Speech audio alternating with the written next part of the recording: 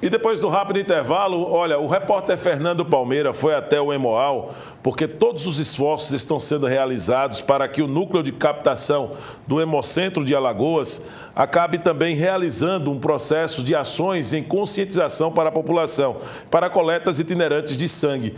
Mesmo com todos esses esforços, o banco de sangue do Hemoal está com um nível ainda abaixo do esperado. Até o início da semana, o banco de sangue do Hemoal possui apenas 18%, ou seja, um número muito abaixo dos 100, dos 90, que é um percentual como meta que tem o Hemocentro de Alagoas, né? O ideal para atender as maternidades e hospitais. O repórter Fernando Palmeira traz mais informações aqui no TV Mar News.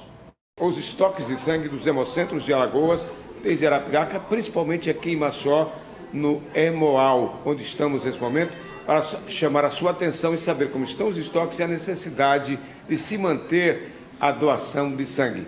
Vamos começar com Natasha Souza, assistente social do Hemoal, e ela nos fala sobre, primeiramente, como é a realidade do estoque aqui no Hemoal.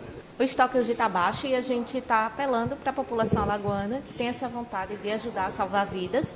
Saiba que nesse momento alguém precisa de você nos hospitais ou nos ambulatórios que necessitam de sangue. As pessoas que vão fazer tratamento, vão fazer cirurgia, os acidentados, as gestantes, as crianças que precisam tomar sangue, precisa de você, doador. Uma doação ajuda a salvar até 4 vidas. Hoje temos mais ou menos 100 bolsas de sangue, isso significa praticamente quase nada, né? A gente está com o estoque baixo, por isso que a gente está apelando à população alagoana que venha, doe sangue. É uma doação tranquila e segura, dentro dos processos e da segurança transfusional. Não tem nenhuma chance de contaminação para você ou de algum risco também para o paciente que recebe a bolsa. Então é um processo também rápido, tranquilo e seguro. Doe sangue e ajude a salvar vidas.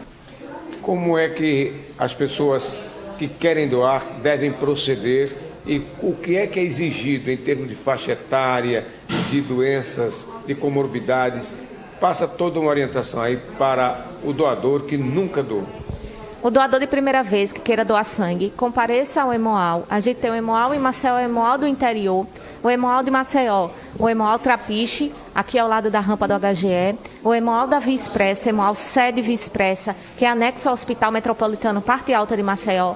A gente tem toda terça e quinta-feira um banco de sangue lá no Hospital Veredas. A gente também tem em Arapiraca, lá no bairro Dourado. As doações podem ser feitas lá. E toda quinta-feira a gente tem doação lá em Coruripe, que é atrás do Hospital de Coruripe.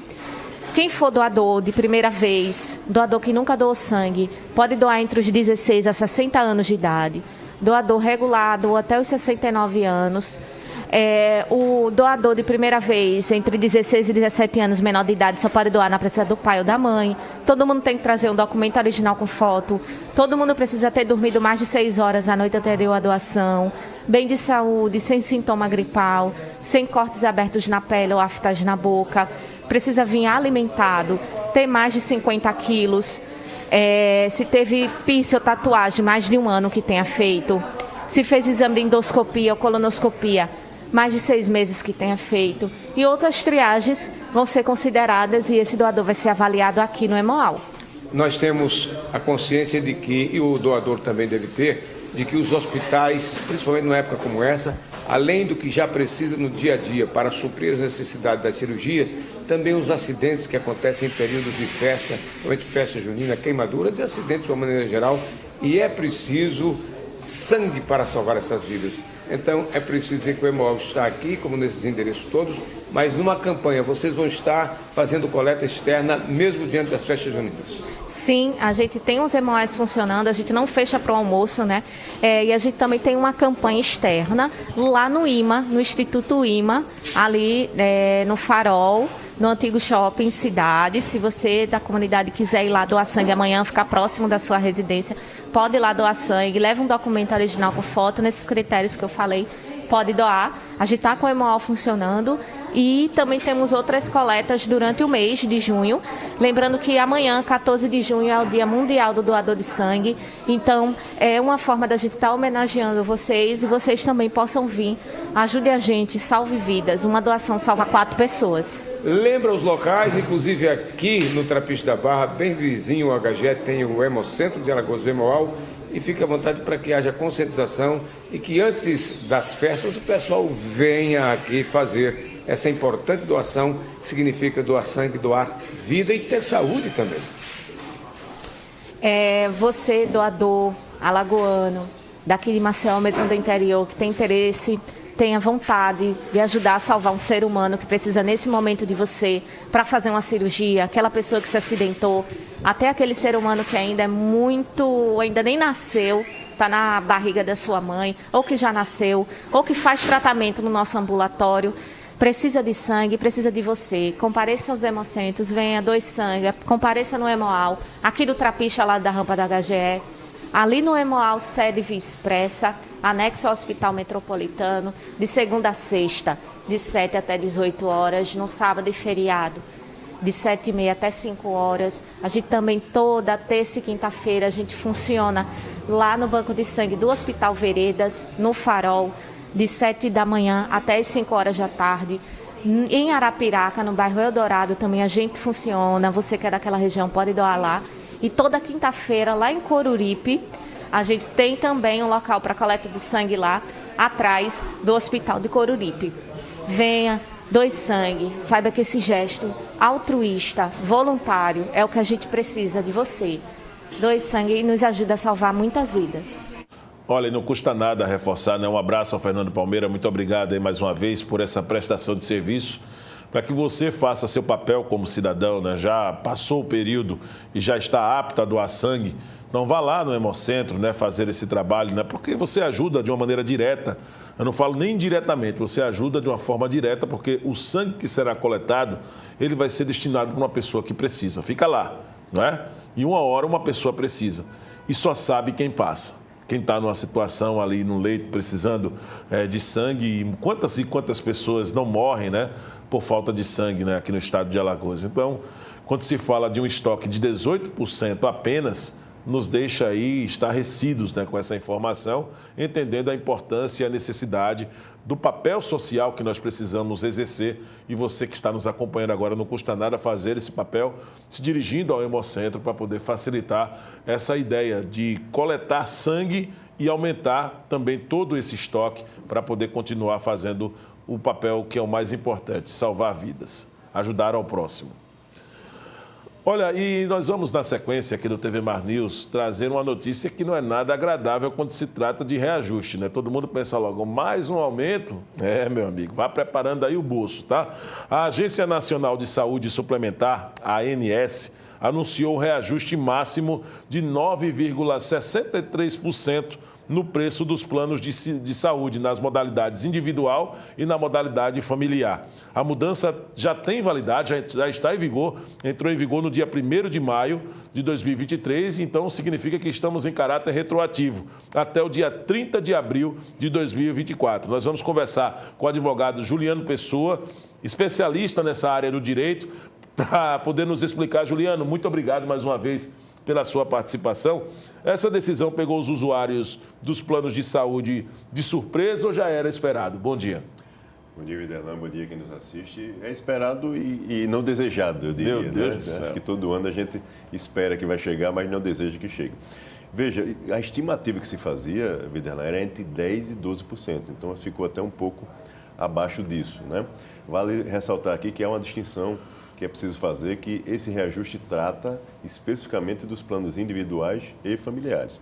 Então, aqueles planos coletivos, eles são de forma distinta entre as pessoas jurídicas que se relacionam, elas e que irão fazer as tratativas em relação a esse reajuste. Então, é importante deixar isso muito claro.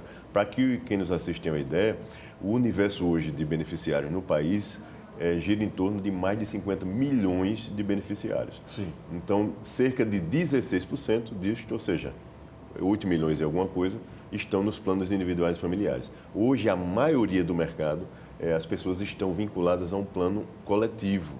Tá? Então, é muito importante que o consumidor primeiro tenha ciência de onde é que ele está inserido. É um plano individual, é familiar ou é um plano coletivo, empresarial, por adesão, enfim. É preciso que ele saiba disso antes dele analisar essa questão, porque muitas vezes ele quer pegar esse resultado do plano individual familiar e aplicar para ele. Se ele estiver vinculado a um plano coletivo, não se aplica, é outro reajuste que aí as partes é que irão tratar, a empresa que ele está representado e a operadora respectiva. E isso é preocupante quando se fala do plano de saúde coletivo, se a pessoa reconhece, né, em qual modalidade está inserida, Juliana, pelo que você colocou, porque estamos falando de um reajuste de 9,63% em duas modalidades, que é na modalidade de saúde individual e familiar. Quem está no coletivo pode passar desse percentual? Alguns já passaram, inclusive. Meu Deus do céu. Existem algumas empresas que já anunciaram, e alguns operadores que anunciaram o reajuste anual de alguns grupos e alguns acima de 20%, para você ter uma ideia. Então, é realmente... Porque o que é que conta? Para que a gente entenda como é que funciona essa regra. 80% dessa fórmula, Viderlan, pesa os insumos e toda a assistência à saúde, ou seja, o custo de assistência à saúde que é fornecido para o consumidor, né, e para todo aquele grupo ali. Além disso, a sinistralidade de determinado grupo. Então, isso pesa muito para o cômputo aí desse reajuste. Além disso, 20% aproximadamente da fórmula é o IPCA. Sim. Né? Nós estamos num período de inflação elevada aqui no país. Então, tudo isso somado, principalmente pós-pandemia, né, onde os insumos se elevaram significativamente, então isso traz realmente um reajuste maior. O ano passado, vale lembrar, nós tivemos o maior dos últimos anos, foi mais de 15%, e agora reduziu para 9,63%, que não é baixo, né? Vale agora, Juliana, esse reajuste ele é válido para todos os planos médicos hospitalares, nesse caso? Exatamente, são todos. Como é que vai ser implementado? É importante que a gente destaque isso aqui para o consumidor. Não é no mês subsequente que virá para todos os usuários, tá? Isso é implementado mês a mês de acordo com o aniversário do plano. O que seria o aniversário do plano? O mês de contratação daquele plano. Então, no mês que o consumidor contratou, será neste mês que esse plano irá incidir nesse reajuste, tá? Como você bem destacou na abertura, ele é retroativo porque o mês de maio já foi ultrapassado. Aquele usuário, aquele beneficiário que contratou em maio, como é que incidirá esse valor?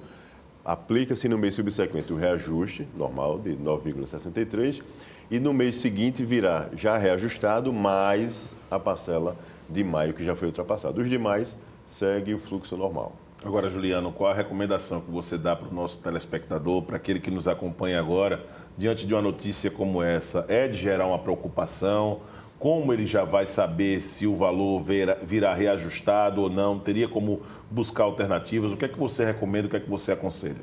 Olha, veja, a recomendação a partir de agora, Viderlan, é atenção ao boleto. Né? Então, assim, é importante que o consumidor tenha o hábito de analisar o seu boleto ali, verificando o que é que ele está pagando. A operadora, vale destacar, ela tem dever, não é opção, ela tem dever de colocar as informações de forma cristalina e inteligível, ou seja, acessível ao consumidor, que ele consiga entender o que é que está ali.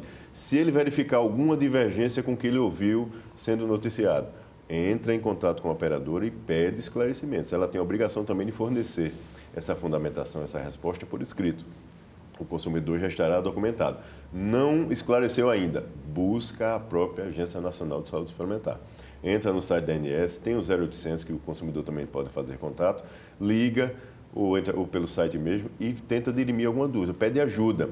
Se a agência verificar que há alguma inconsistência ali, a própria agência faz contato com o operador e dá um retorno para esse usuário. O que o consumidor não pode é não receber a informação clara, não saber o que é que está pagando de forma muito cristalina e também não buscar ajuda. Então, ele precisa se movimentar e, caso haja alguma ilegalidade sendo praticada, alguma abusividade, a operadora, inclusive, pode sofrer sanções da própria Agência Nacional de Saúde Suplementar, além de outras medidas que o próprio beneficiário pode tomar. Agora, também ficar atento quando você diz assim no boleto, né, nos valores cobrados mensalmente, Juliana, para esse percentual, não é? Porque é possível que alguma operadora, de repente, possa cobrar mais do que esses 9,63% de reajuste e aí o consumidor, o cliente, o conveniado precisa ficar atento a essa situação? Veja, essa pergunta sua é interessante, mas para até esclarecer aqui de forma muito objetiva. Isso é vedado pela legislação. Então, nesses planos, como nós dissemos, quem determina o percentual máximo é a ANS, não é a operadora. Então, se alguém ultrapassar esse limite de 9,63%, está cometendo uma ilegalidade e será punido por isso naturalmente. Então, caso isso ocorra, a gente espera que não, é importante que o consumidor reporte imediatamente isso para a Agência Nacional de Saúde Suplementar. A agência reguladora certamente tomará as medidas cabíveis. O que as operadoras poderão fazer, Videlano, é reduzir. Ela pode, de repente, olha, o que foi determinado pela agência é 9,63%. No nosso caso aqui, nós iremos implementar 5%. Um reajuste de 5%.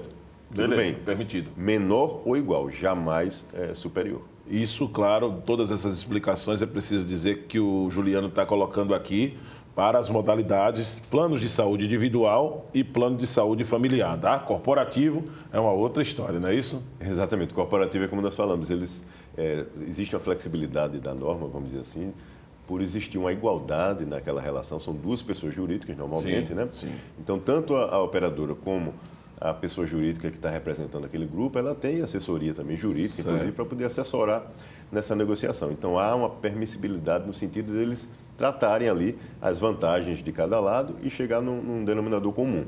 Então, a ANS não interfere, ela não dita qual é o percentual que será aplicado nesse caso dos coletivos. O que a gente precisa ressalvar aqui, Videlano, é uma prática mercadológica, vamos dizer assim. Existe hoje muito estímulo, né? O consumidor é induzido o tempo inteiro a fazer plano coletivo, muitas vezes com um grupo ínfimo de pessoas. Então, há uma prática hoje no mercado, as operadoras elas não têm um mínimo interesse em manter os planos individuais e coletivos. Justamente por isso, ela passa pelo crivo da agência reguladora. E a agência é quem diz o percentual, ela não tem essa liberdade de fazer o que ela deseja. Então, há um estímulo hoje do consumidor, muitas vezes, se constituir um CNPJ simplesmente para colocar ali 4 pessoas, muitas vezes 4, 5 pessoas num plano coletivo. E aí o que é que a gente alerta aqui? Um grupo tão pequeno desse, ele não terá força de sentar numa relação realmente igual, né, com a operadora para poder negociar os benefícios, o reajuste, se vai ser A, se vai ser B. Isso, viu, então, Juliano? assim, é importante que o consumidor, se ele tem um plano para a sua família, que ele busque fazer a contratação de um plano familiar. Né? E aí é importante que a gente Mesmo faça que essa seja ressalva. um pouco mais caro em relação aos valores praticados, mas é um barato que você faz o corporativo com a quantidade de pessoas desse que pode sair mais caro no futuro, né, Juliana? É isso que você quer dizer, né? Exato, porque, veja, nesse cômputo, como nós falamos, da sinistralidade, entra com força, né, na questão da elevação do preço da mensalidade. Então, ou seja, se de repente em um ano qualquer a sinistralidade desse grupo eleva-se muito, ou seja, vamos supor, das 4 pessoas no grupo, 2 são acometidos por uma doença grave, de repente. Então, ou seja, eles vão utilizar bastante, isso elevará a sinistralidade. No ano subsequente, a operadora irá compensar isso. E qual é a força que um grupo tão pequeno terá de negociar qualquer tipo de redução? Nenhuma. Essa é a realidade. Então, é importante que as pessoas fiquem atentas a isso e antes de contratar um plano de saúde, como nós sempre ressaltamos, busca ajuda.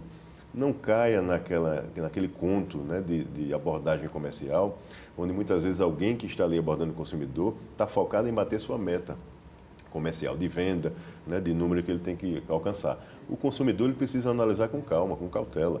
Né? Isso mexe no bolso dele ano a ano. É o plano da família, muitas vezes, daquela pessoa. Então, ou seja, é preciso que ela analise com cautela, veja o que é que está no contrato, quais são as coberturas, quais são as carências, qual é a rede credenciada, tudo isso primeiramente e depois assina o contrato. Então, é importante ter calma antes de assinar o contrato e não ir na força da emoção ali. Essa última posição sua, Juliana, é muito importante para um microempreendedor individual que sonha em uma consolidação da empresa. Muitas vezes o cara está ali começando uma empresa e já começa a querer construir uma imagem de que a empresa construiu também um posicionamento estável, né, no mercado. Ele diz, eu ofereço para os meus funcionários plano de saúde, mais salário e tudo mais, só que aí é onde entra a história. A quantidade de funcionários que ele tem talvez não seja assim tão interessante para que ele possa ter um corporativo. Então foi muito importante você dar esse depoimento, porque traz com clareza, né, a necessidade. Na hora de sentar para negociar, não terá força para poder realmente, nas questões percentuais,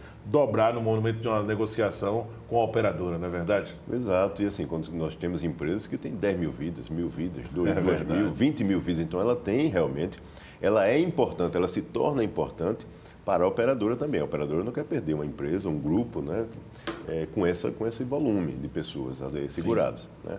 Então, ou seja, aí há a possibilidade realmente de se sentar com calma, negociar, de verificar algum benefício que pode ser atribuído a um lado ou outro.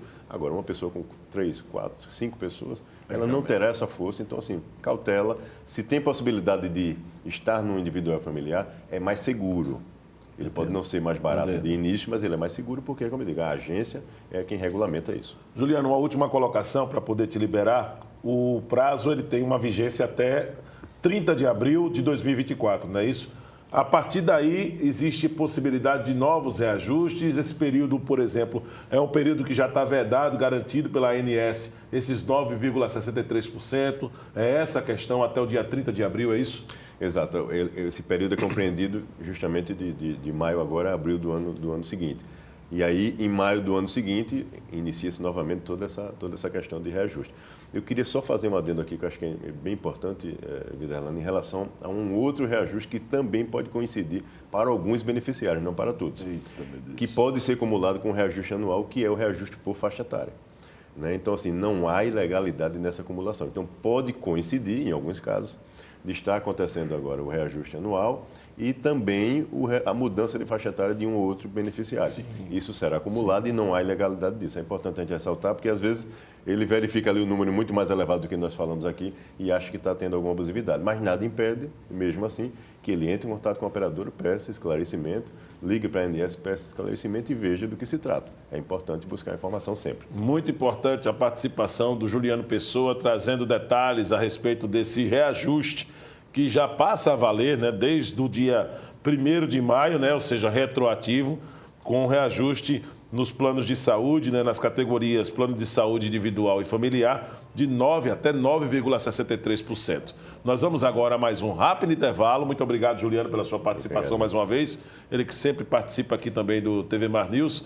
Nós vamos a um rápido intervalo agora. Na volta tem muitos outros assuntos ainda hoje, aqui na sequência do programa. Voltamos já.